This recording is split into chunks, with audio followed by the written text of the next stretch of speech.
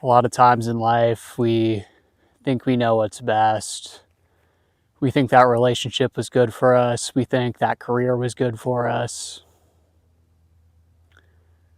We think that there's nothing wrong with doing drugs and, having some fun, wasting our time.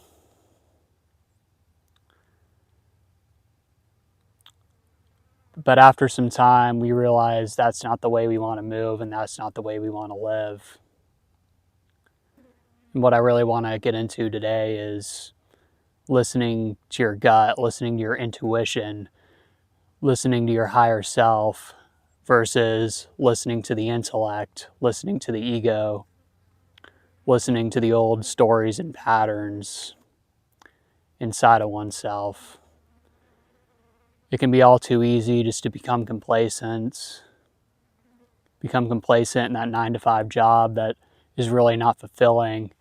You kind of feel your soul draining away one day at a time. I remember that's what it was like for me. And yet, you may stay in that job for years because on the surface, your friends think you have a good paying job and a good position. But deep down, you know that's not what you're here to do. That's not your highest potential. So, it's time for us to really just step into our higher selves and listen to our intuition. We can all do this. We all can at least develop the capacity to learn how to do this, because listening to your intuition is a skill that can be developed like anything else.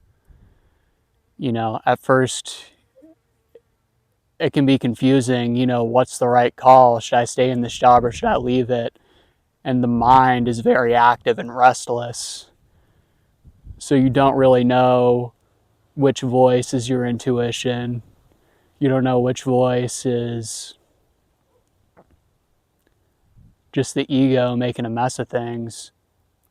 We think we're conditioned in this culture to think we got to plan it all out and project it out and think about what we want to get in life and go move towards that and go get it. And that's the paradigm. But that never works. It only ends up in disappointment. You may achieve that goal,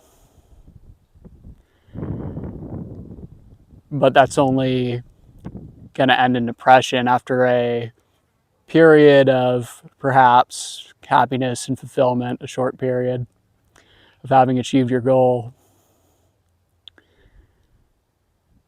If it wasn't a true calling, if it wasn't coming out of your higher self, it's going to end in misery, because that's not what we came here to do.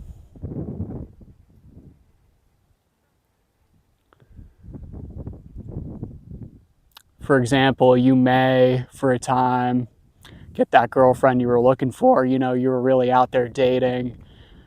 Just as an example, it could be anything, but you may be out there dating, looking for the right person, and you find an amazing person and you get into a relationship with them. But over the course of the months, you find that you were projecting a lot onto that person, and it was a really restless energy that made you go out there and chase that.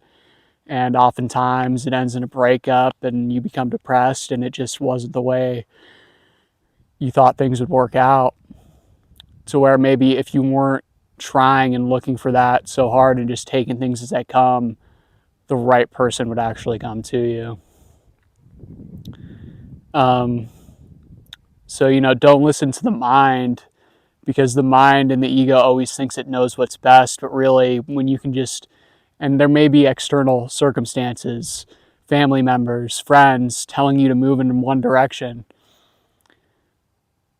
but you got to listen to yourself. You got to listen to your gut. You got to listen to your intuition. Just sit, meditate on the issue, quiet the mind, and come to a place where you can consult a deeper part of yourself for the decision, especially for important decisions in your life. When it comes to career, when it comes to, should I get in a relationship with this person? just even if you're able to close your eyes and focus on this point between the eyebrows, and just, it can take time to develop that skill, but if you're even just, even if you can't feel anything, just focus on that point and just try to raise the energy there and make a decision from that place. So, and it's not always easy. The ego formation in adolescence and early adulthood, it's a necessary stage to develop that ego, to develop the individuality, and have that be the place of making decisions, develop an identity. But the identity is always false. It's just a projection. There's no basis for your identity in reality. It's just mental. And just becoming aware of this process can be a big help in itself, becoming aware of the developmental process. So that's where I'd recommend a book like this. This is actually a very profound and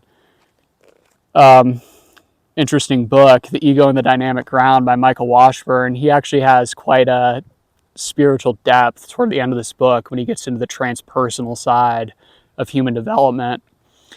And, basically the idea is there's these two poles. There's the ego and there's what he calls the dynamic ground, or, what I might call God. And this, for the purposes of his explanation, the dynamic ground. And basically, in adolescence, it's necessary to differentiate and kind of repress that power to build an identity.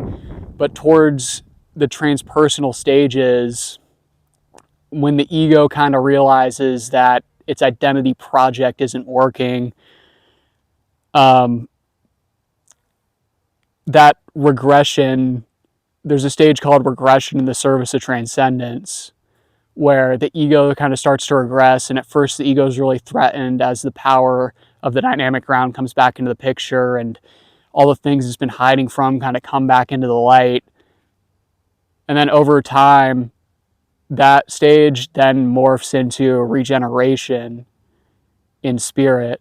That may not be the exact name of the stage. It's something like that, where now things take a more positive turn and the ego kind of realizes and cooperates with God, with the power of the dynamic ground, to infuse its life with, more vitality and follow your calling. And ultimately it culminates in integration, where now the ego and the dynamic ground are working together, and the ego is kind of in service of God, in service of the dynamic ground, and that's the highest stage of human development. So it's okay, when things get hard, when there's a lot of confusion, it's very useful just to know about these stages, actually, and to know that it's normal and this is the process one goes through. And I think that developing a knowledge and kind of just connecting that to your intuition about these stages can really help you move through those stages and understand what you're going through. And when there's a lot of confusion, and when the shadow elements are coming up and the repressed elements of the psyche are coming back to the foreground, just having an awareness of that's normal and that it's a good thing, because that process is going to culminate in integration and in, just coming to feel God's presence more in your life and just being infused with power. I've been going through some of these stages, and this book is really just a masterclass on that. So I'd really recommend reading this if you're interested. It's very scientific.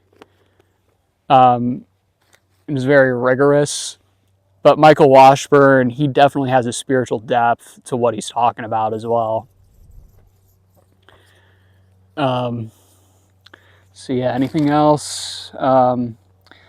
Just as an action step, a lot of the times we know what we want to do, but we let external conditioning kind of stop us from doing it. So I'd just say that project in the back of your head that you want to try, but you've been putting it off, just start it.